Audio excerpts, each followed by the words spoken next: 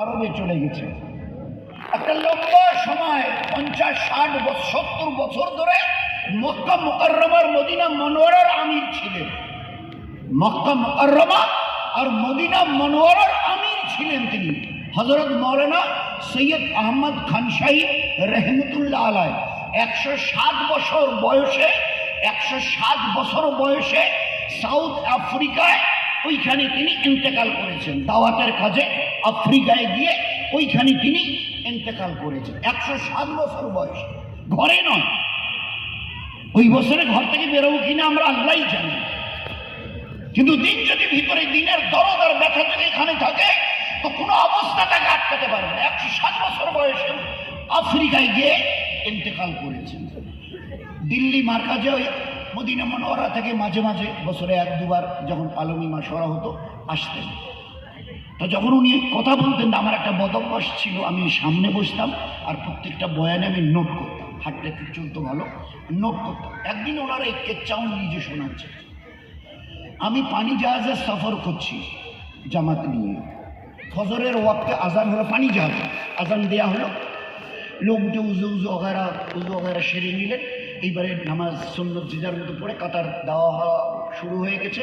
কিন্তু সাথীরা বলছে হজরত এক ভাইকে পাওয়া যাচ্ছে না, এক ভাই দেখো হয়তো বাথরুমে থাকবে অথবা অন্য কোনো জায়গায় হয়তো ঘুমে ওখানে এখনো হয়তো জাগেনি।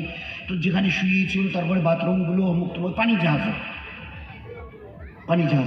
খোঁজাখুঁজি নেই পাওয়াই যাচ্ছে না। হয়তো বলছে ভাই আর তো দেরি করা যায় না, সময় শেষ হয়ে আসছে নামাজের, আগে নামাজটা পড়িনি, তাড়াতাড়ি নামাজটা পড়া হলো, তারপরে খোঁজাখুঁজি করা হলো, নেই। তৃতীয় দিন 3 দিন কেটে গেল। এনারা পুরো জামাত সৈয়দ আহমদ খান সাহেব রহমতুল্লাহ দরিয়ার কিনারে এসে নেমেছে, যেখানে নাম্বার কথা ছিল নেমেছে। এইবারে নেমে পানি জাহাজ থেকে নেমে যখন ওই যেখানে চেকিং ফেকিং হয়, ইমিগ্রেশন যেখানে চেকিং ফেকিং হয়, ওখানে এবারে ভিতরে যাচ্ছিল। এখন ভিতরে গিয়ে দেখে তার ওই সাথী, এই জামাতের সাথী ওখানে বসে আছে। আরে ভাই আসসালামু আলাইকুম। আরে ভাই কি হলো, আপনি হঠাৎ গায়েব হয়ে গেলেন, 3 দিন ধরে আপনার কোনো খবর নেই, আর আপনি এখানে একদম বেতাকাল্লুক বসে আছেন, কোনো কিচ্ছু নেই, কোনো টেনশন কিচ্ছু নেই, কি ব্যাপার বলুন শোনান। দেখলে হযরত কিচ্ছা হলো এই, আজান শোনার পরে আমি ওই ঘুমের ধান্দায় ওখান থেকে উঠে ইস্তেঞ্জায় যাবো বলে হাঁটা দিয়েছি, কিন্তু ওই হাঁটতে গিয়ে পানি জাহাজের সাইডে ওই যে জায়গা দিয়ে গেছি রেলিংটা ছিল না, আমি একবারে তাড়াতাড়ি যেতে গিয়ে একবারে সেটা পানি জাহাজ থেকে দৌড়িয়ে পড়ে গেছে। তো পানি জাহাজটা শব্দ করে চলে যাচ্ছে, আমি আপনার চিৎকারের চেষ্টা করছিলাম, আপনারা কেউ শুনলেন না, চলে গেলেন। আমি ডুবতে রইলাম পানিতে। এবারে যখন ডুবে যাচ্ছি দেখি একটু পরে কি যেন আমার পায়ের দিক থেকে উপরে তুলে ধরছে।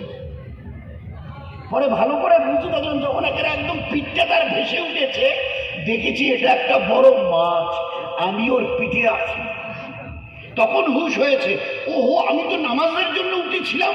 এবারে দেখলাম অল্প একটু মাছটার পিঠের উপরে পানি, এই 3-4 আঙ্গুল, আমি তাড়াতাড়ি করে উঁচু করে নিলাম। আর যেই আমার উঁচু শেষ হয়ে গেল, মাছটা পিঠটাকে উঁচু করলো।